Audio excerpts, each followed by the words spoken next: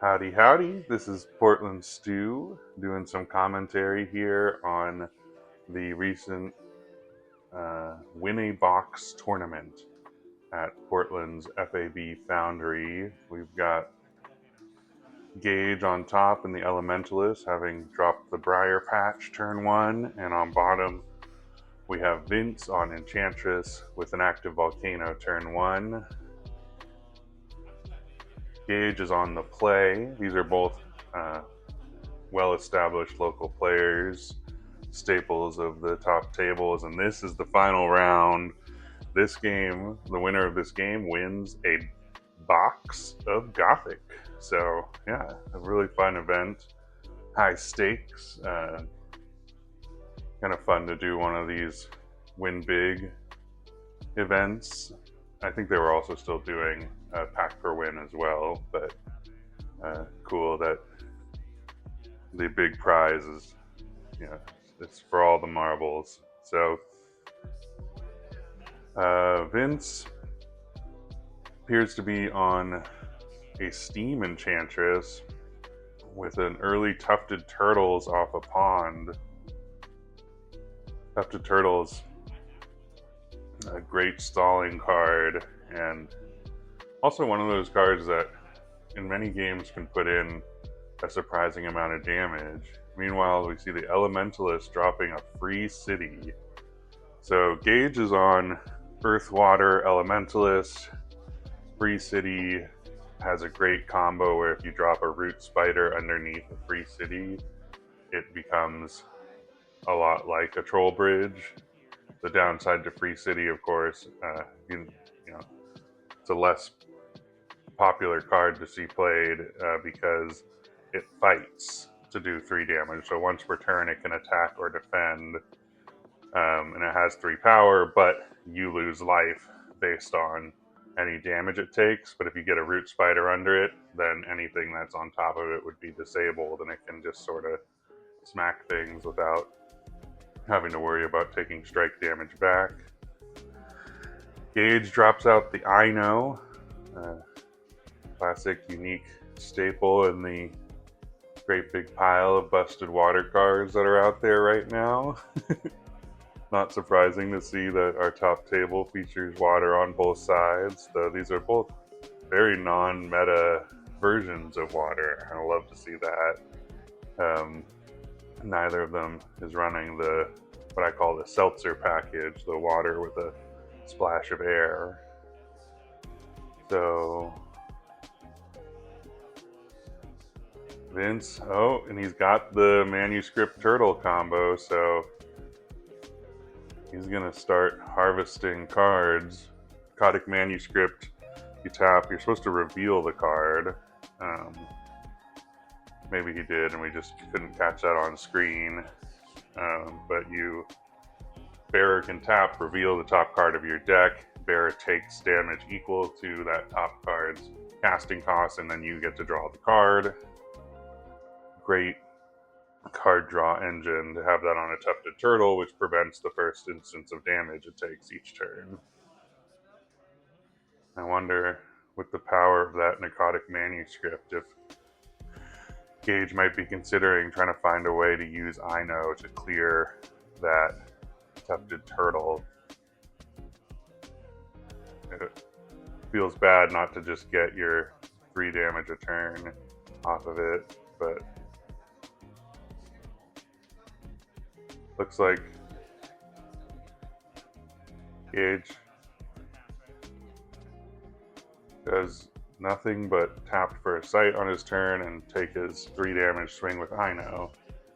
And I caught a glimpse of Gage's hand, and I see a scatter in there. So I'm a big fan of Elementalist and a big fan of scatter in Elementalist, since you can always play it regardless of your sight base. And Elementalist is awesome because you can play more of these thresholdless sights.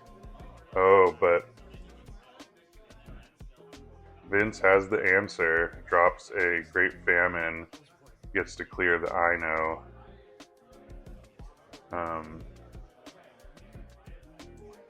So if Gage holds off on putting a sight underneath that back corner, he can avoid letting the Great Famine ever wake up.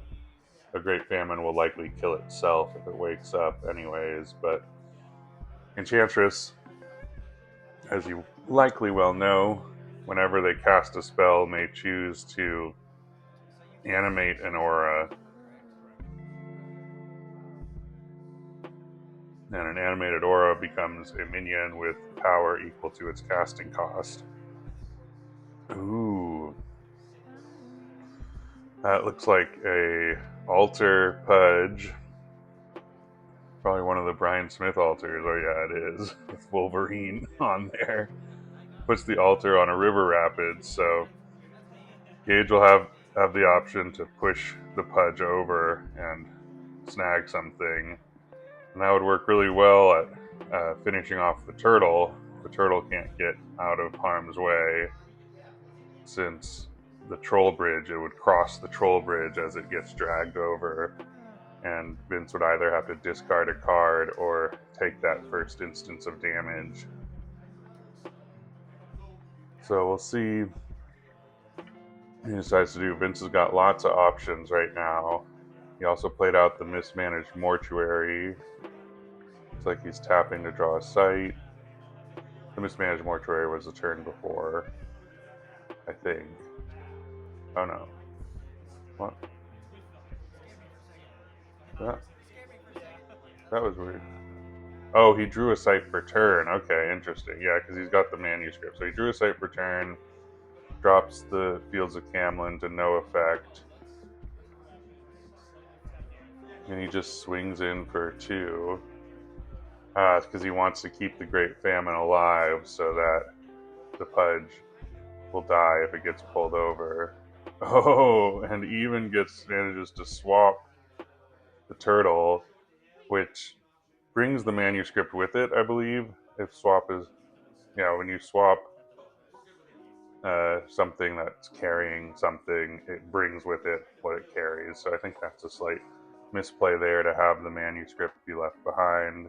But let me see the Illusionist, and yeah, the build of this deck is starting to become quite clear. It's a Steam good stuff value deck. So Adept Illusionist and Tufted Turtles, both great cards in combination with Narcotic Manuscript, and great cards at just sort of gaining you steady value over the course of a game.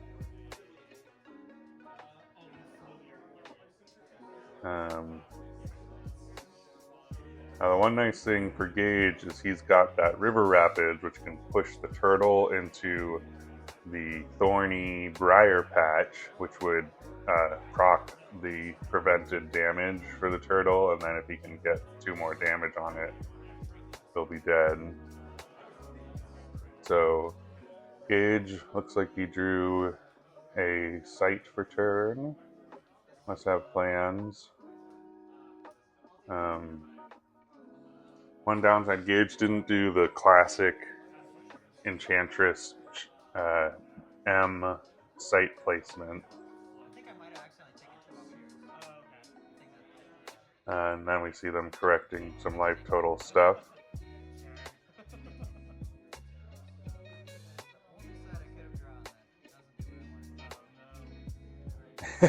I hear Gage saying he drew the only sight he could have drawn that doesn't do what he needs, so that's too bad. Because he can't play it forward, so that really stinks. Yeah, and the usual shape people will play sights in is to, against Enchantress, is you do a full 5 sights across the front line, and then you play sort of your middle back row sight and your far left and far right back row sights, so that animated auras can't get on top of your starting sight, because a corner of them would be in the void, and then they would instantly be banished. So yeah, Tufty there. Could swing in for 2, but it'll be very susceptible to Gloam Toads. So, with the Gloam Toads positioning, I think it may have been better for... Well, it's hard to say. Gage could have pushed the turtle into the briar patch, and then it would have to either run towards the toads or stay in the Great Famine. Meanwhile, Vince, on his turn, gets a second Adept Illusionist. That Narcotic Manuscript's just sitting out there, being taunting. The new Illusionist comes in untapped, I think, but not a big difference. So I think he's debating where to place it. He could summon it in on top of the Troll Bridge, but then it would take 2 damage, or 3 damage. So is he gonna discard?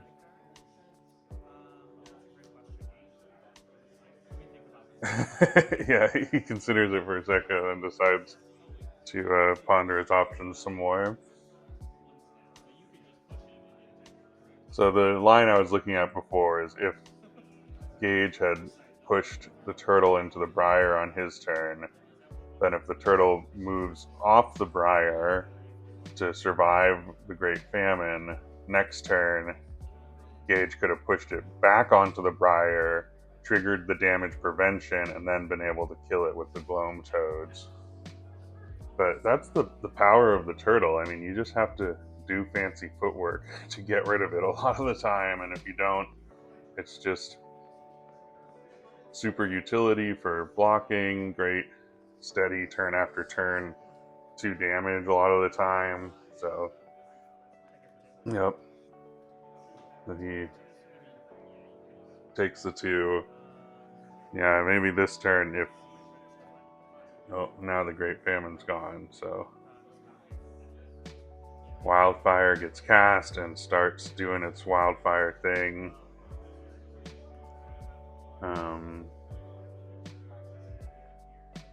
Wildfire, every turn, both players' turns, at the end of every turn, deals 3 damage to all units where it is, on the surface of where it is, and then moves to a new location, and if it ever moves to an adjacent location of the caster's choice, and if it ever returns to a location that it has been, it is immediately destroyed. So it kind of burns around the board until it gets blasted away. The nice thing about Wildfire and Enchantress is that you can animate it, and it has 1 more power than its ability's damage, so it can swing for 4 and still survive its own damage.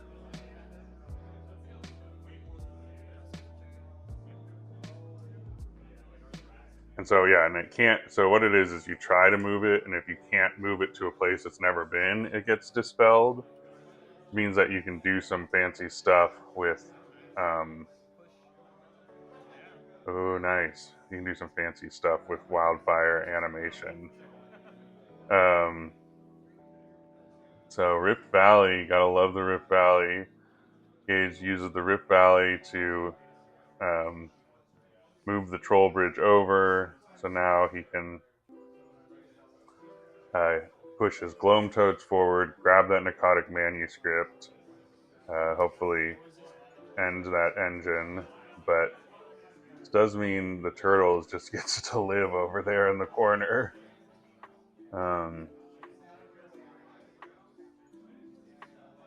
He tapped to play that Rift Valley, and now Gage does have a 4 square on top of his avatar, which can be less than ideal against Enchantress, though this is not an air Enchantress, which the Thunderstorm is one of the big cards in many Enchantress decks that really benefits from being able to be on top of the opponent's avatar. Gage, I think, probably pondering if it's worth killing an illusionist or not, or if he taps for the manuscript. He does. He goes, oh, there it is. Nice. He goes for the illusionist, then plays out the Green Knight, which will kill the other illusionist. Green Knight minions must attack Green Knight if they can. And so at the start of your turn, before you can do anything else, like after you've drawn your card, all your minions who are within range of motion of the Green Knight must try to attack it. So that's a great way to sort of end the illusionist reign, but also not ideal to be using your Green Knight just to clear out that early game 2-drop threat. We can see a Ruler of Thule in Vince's hand, so that's a powerful card, but also need to be careful with the Green Knight around when and how you play that.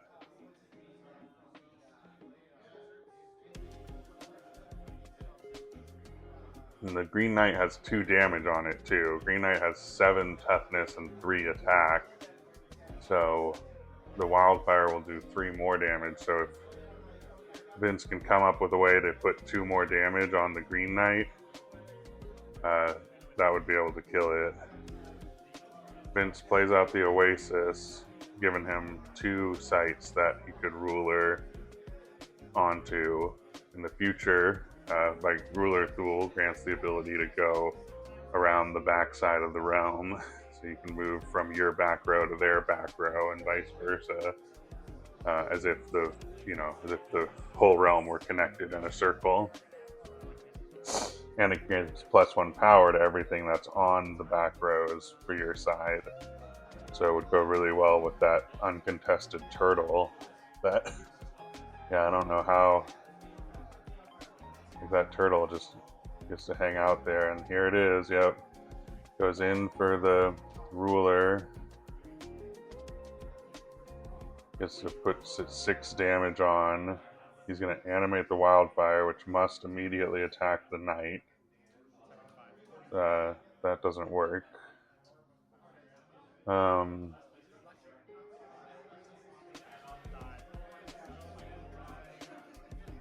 Yeah, so this is a misplay. The Wildfire would have had to attack the Knight in place, but it doesn't really matter because when it attacks the Knight,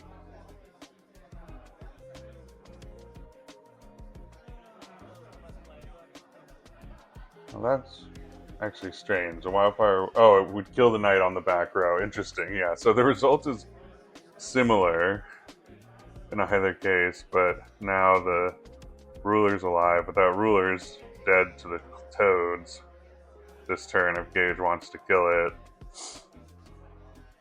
Of course, the downside to that is that Vince has the tempo now, right? In this game, Vince has got Gage down to 10 life, and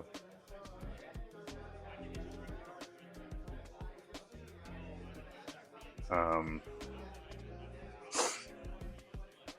guess the one downside to that misplay is if the Wildfire had attacked where it was forced to attack, the Green Knight would not have died to the attack and would have instead died to the Wildfire, proccing at the end of turn, which would have killed the Wildfire and granted the Knight the ability to kill the Ruler of Thule. So that is a little bit of a shift in result there, but it's Sorcery. There's a lot to track, and we work together to try and keep track of it all, but things always get missed. So Gage, weighing his options. I also just want to admire these very stylish half mats. I've become a convert to the one-player mat. I really like them stylistically, and these are 2 great pieces of art, the Chromo Lancelot and classic Grandmaster. Whirlwind.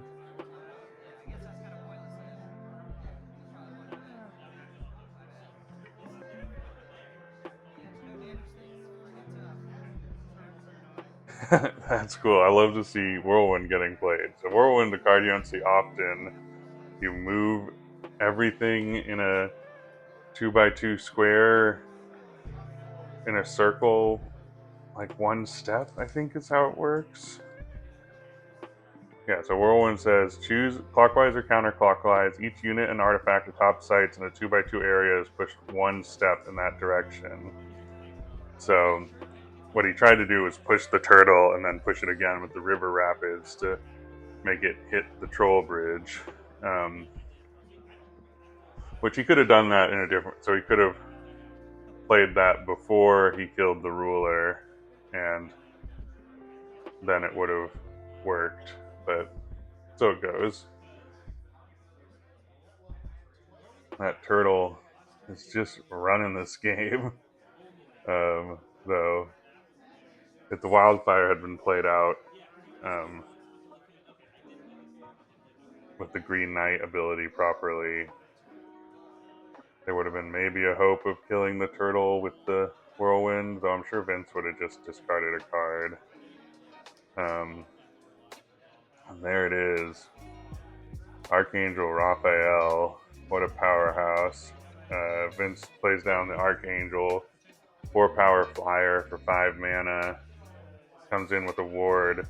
And on Genesis can either strike a nearby ally or ward a nearby, or strike a nearby avatar or ward a nearby avatar. So now Enchantress is warded to boot. Well, this is not looking good for our Elementalist player. That Archangel is going to be real hard to deal with. And the Elementalist may have an Alcahest. That's... yeah, there's almost nothing that will just kill the Archangel that the Elementalist could be running. Options, I guess anything that could bury. So Elementalist could be running Call of the Sea or Atlantean Fate. Those would work. He's got Earthquake and puts out a Chumper. That could work, for a future turn. But yeah, it looks tough. I think I see a Mirror Realm in hand there, so I think Gage probably trying to think of a way to leverage the Mirror Realm to get another free city.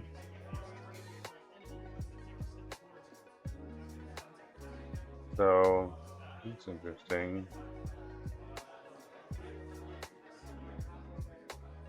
He does still have the Whirlwind. So he Whirlwinds here. Moves that guy there. Grapple shot. Ooh, nice. Great finisher. Okay, so it manages to Whirlwind into a grapple shot and then activate Gloamtoad's ability. But that turtle, uncontested still. And that's the power of the Tufted Turtle. I think one of those cards in Water that gets forgotten in a lot of decks that would rather run a Lugbog Cat or a Order of the Sacred Oak. There's a lot flashier 3-drops out there, but Tufted Turtle, just such a potent body on the board that really just kind of drives the game. And we can see Vince has got his own Green Knight in hand. The Green Knight can kind of shut down the Gloamtoad by forcing it to attack and fizzle, right? Because Gloamtoad won't kill the Green Knight. I think he's considering doing exactly that, though it looks like he might also have a Lordalize, which he could trade out with if he wanted to. Proc the Lordalize ability and get that kill.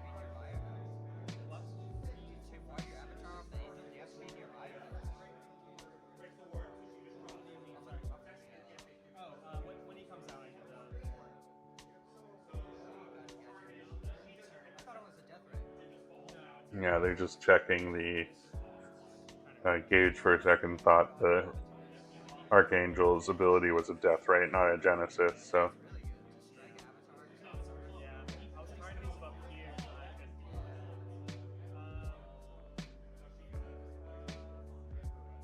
So yeah, Vince likely debating between the Lord of Lies and the Green Knight. Looks like he's going for the Lord. No, he goes for the Lacuna. So this is actually really great strategy, I think, on Vince's part. It's something we've talked about on Sorcery 102 before, another YouTube channel that I do. But identifying when, I call it identifying the race point. Like at this point, Vince has Gage down to 6 life, and so Vince could continue to play the classic sorcery board control fight, right? Work on neutralizing Gage's threats and whatnot. But at this point, he's so close to dooring that pushing for damage is perhaps a more effective strategy right now. Which, you know, this is always a judgment call. Because the risk, of course, of doing something like playing your Lacuna entity out in that aggressive position just so that you can push lethal damage next turn could really backfire. But now Vince has door damage on the board for his next turn, which means Gage probably needs to come up with an answer to it. And it's not easy. I guess a single minion on the Rift Valley could protect both sites that the Lacuna entity can try and attack. And then that's what we'll see. Drops out the Sacred Stag with a ward.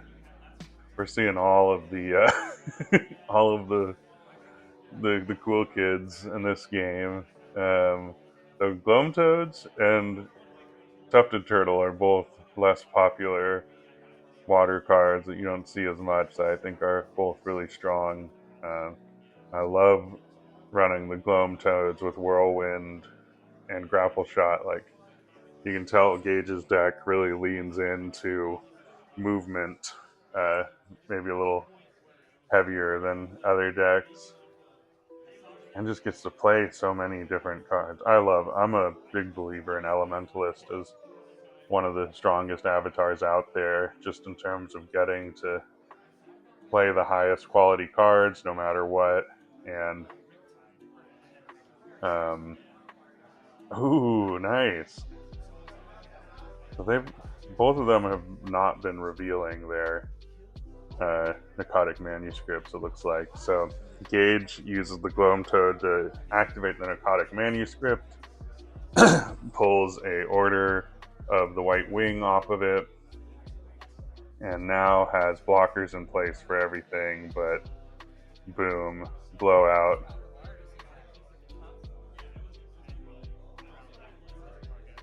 Yeah, that's got to be game. So Vince Call of the Seas on the pond, pulls in both of Gage's minions and drowns them, works on neutralizing the ward. Turtles just pops the ward on the Order, and then Lacuna entity gets to come in for 4. So Gage did buy himself another turn, but that's a painful turn, and there wasn't really a better option. I don't think, you have to know that the Call of the Sea might be coming, but you had to play the stag there to prevent the door potential. I guess you could have done the manuscript first and known you had a blocker for the turtle, but that's super risky, so I think played very well there, but Call of the Sea is a potent card. A great way to get past warded minions like that Sacred Stag. So Gage down to 2 life. He can get a ping on the turtle, he could clear the turtle, but you can also just leave the order there as sort of the turtle deterrent, right? And even though the turtle won't get killed by the order can block it if it attacks. There's always that chance that, well, no, Vince won't have grapple shots. So the only thing he could really have is things like strike-based abilities and fire, like Shatter Strike and Leap Strike and Spin Attack.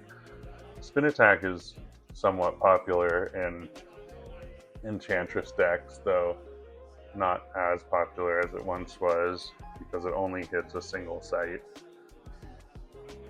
And you know, interesting, this game we've only seen one aura animation, but that's the Enchantress, right? I think this is a really great way to build Enchantress decks at this point. Is you basically build what is otherwise a strong deck with any avatar, but you run a little heavier on auras. You get to play all of the auras who have some utility that you could ever want, because they also become these sort of minions with evasion, and so you get that extra value out of them that can really push you over the edge. I think a lot of Enchantress decks, you get to sort of decide, like Enchantress is a deck that is sometimes the value deck and sometimes the tempo deck, right? So you get those options. Is that a Thundering Giant I see in hand? Or, oh, it's the Scatter. Scatter.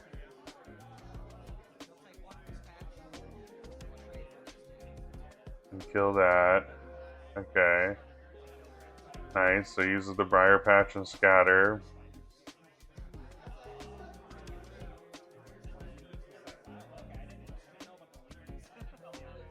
Yeah, Vince saying he didn't know that you take a damage when you leave off Briar Patch.